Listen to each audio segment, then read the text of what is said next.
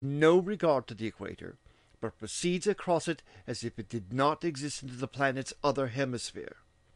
Here is something even more telling than travel to this point. For even if we suppose for the sake of argument that natural forces took the water down to the equator, their action must there be certainly reversed, and the equator prove a deadline, to pass which were impossible. Pages 374, 375. I think my readers will agree with me that this whole argument is one of the most curious ever put forth seriously by an eminent man of science. Because the polar compression of Mars is about what the calculation shows it ought to be in accordance with its rate of rotation, its surface is in a state of fluid equilibrium, and must therefore be absolutely level throughout, but the polar compression of the Earth equally agrees with this calculation, and therefore its surface is also in fluid equilibrium. Therefore, it also ought to be as perfectly level on land as it is on the ocean surface. We know this is very far from being the case. Why must it be so in Mars? Are we to suppose that Mars to have been formed in some totally different way from the other planets, and that there neither is nor ever has been any reaction between its interior and exterior forces? Again, the assumption of perfect flatness is directly opposed to all observation and all analogy with what we see on the Earth and Moon. It gives no account whatever of the numerous and large dark patches once termed seas, but found not to be so, and to be full of detailed markings and very depths of shadow. To suppose that these are all the same dead level as the light-colored portions are assumed to be implies that the darkness is of one material and color only, not only of diversified contour, which again is contrary to experience, since difference of material with us always leads to differences in rates of degradation, and hence of diversified contour, as these dark spaces actually showed themselves under favorable conditions to independent observers. Lowell on the system of canals as a whole. We will now see what Mr. Lowell claims to be the plain teaching of the canals as a whole. But last and all-embracing in its import is the system which the canals form. Instead of running at haphazard, the canals are interconnected in a most remarkable manner. They seek centers instead of avoiding them. The centers are linked thus perfectly with one another, an arrangement which could not result from centers, whether of explosion or otherwise, which were themselves discrete. Furthermore, the system covers the whole surface of the planet, dark areas and light ones alike, a worldwide distribution which exceeds the bounds of natural possibility.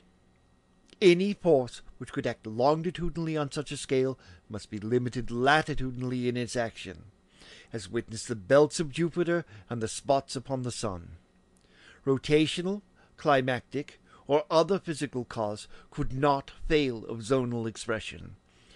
Yet these lines are grandly indifferent to such competing influences. Finally, the system, after meshing the surface in its entirety, runs straight into the polar caps.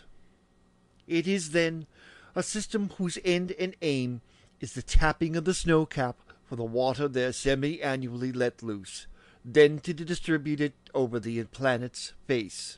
Page 373. Here again we have curiously weak arguments adduced to support the view that these numerous straight lines imply works of art rather than of nature, especially in the comparisons made with the belts of Jupiter and the spots on the sun, both purely atmospheric phenomena, whereas the lines on Mars are on the solid surface of the planet. Why should there be any resemblance between them?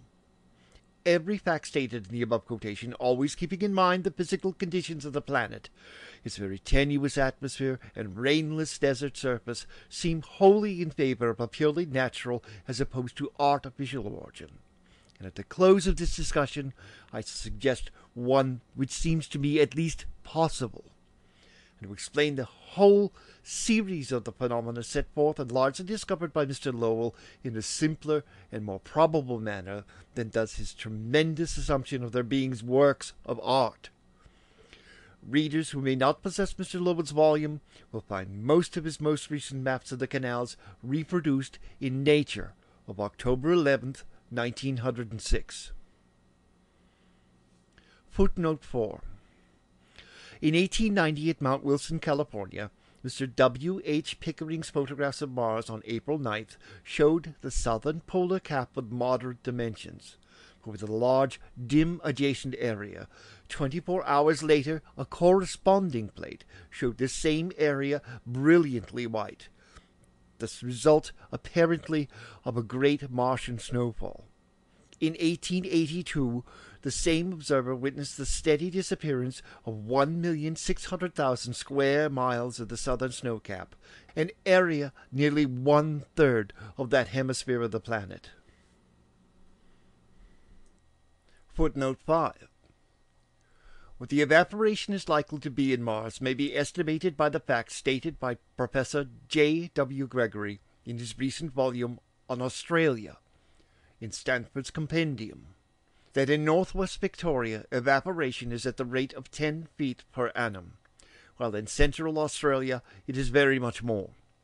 The greatly diminished atmospheric pressure in Mars will probably more than balance the loss of sun heat in producing rapid evaporation. Footnote 6. Areas on Mars so named. This is the end of Chapter 3.